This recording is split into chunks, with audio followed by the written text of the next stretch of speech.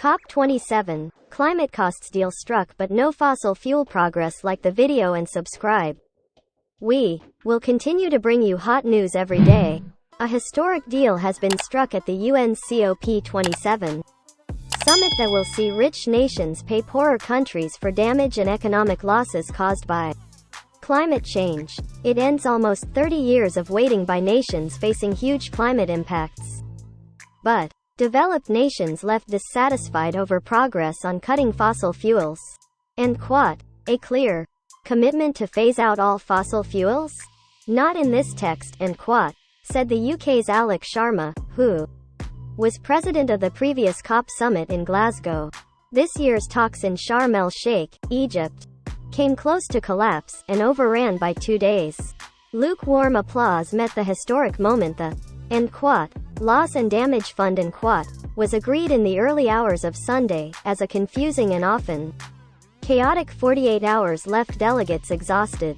It is, though, a huge symbolic and political statement from developed nations that long resisted a fund that covers climate impacts like flooding and drought. 5 key climate takeaways from COP27. The summit began 2 weeks ago with powerful statements from vulnerable nations. And we will not give up. The alternative consigns us to a watery grave, and Bahamas Prime Minister Philip Davis said. On Sunday, Pakistan's climate minister Sherry Rahman, who negotiated for the bloc of developing countries plus China, told journalists she was very happy with the agreement. And I am confident we have turned a corner in how we work together to achieve climate goals, and she said. The devastating floods in at-risk nation Pakistan this summer, which killed about 1,700 people with estimated damages of $40 billion, have been a powerful backdrop at this summit.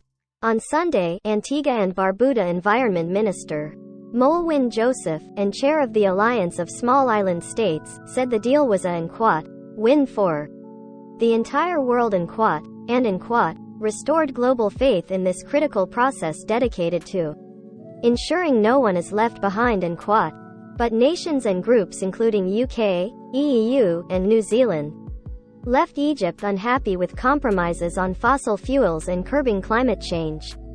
And I'm incredibly disappointed that we weren't able to go further, and UK lead negotiator Alex Sharma told journalists after talks concluded.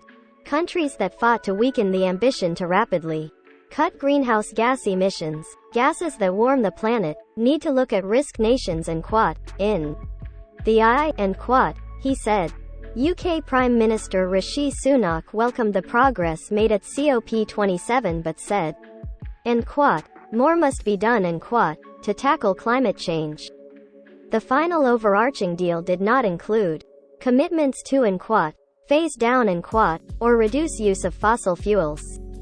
It also included ambiguous new language about and low emissions energy and which experts hearsay could open the door to some fossil fuels being considered part of a green energy future. New Zealand's climate minister told BBC News that there were and strong attempts by the petrol states to roll back and on agreements, but that developed countries and held the line, and nations, including the G20 group, are anxious for the world to urgently cut fossil fuel use. But developing nations like India, or those reliant on oil and gas, push back, because they want to exploit their reserves, as Western countries did historically. As the clock ticked on, richer nations appeared to concede. Despite a last-minute intervention by Switzerland, expectations were low at the beginning of COP27. It was meant to be an action and summit that implemented agreements made last year, but would not reach anything new. But the loss and damage deal could be the most significant development since the Paris Agreement. For almost as long as the UN has discussed climate change, developed nations worried about signing a blank check for climate impacts. Now they have committed to payments, though the details remain to be worked out. It tops off a conference marked with deadlock and punctuated by dramatic moments, including Brazil's president-elect Luiz Inácio Lula da Silva's first appearance on the global stage since his recent election. When speaking to rapturous crowds, he told COP27 that Brazil is back on the climate stage, promising to end deforestation and restore the Amazon. It gave an injection of hope that many activists and observers of climate talks say is lacking at UN summits.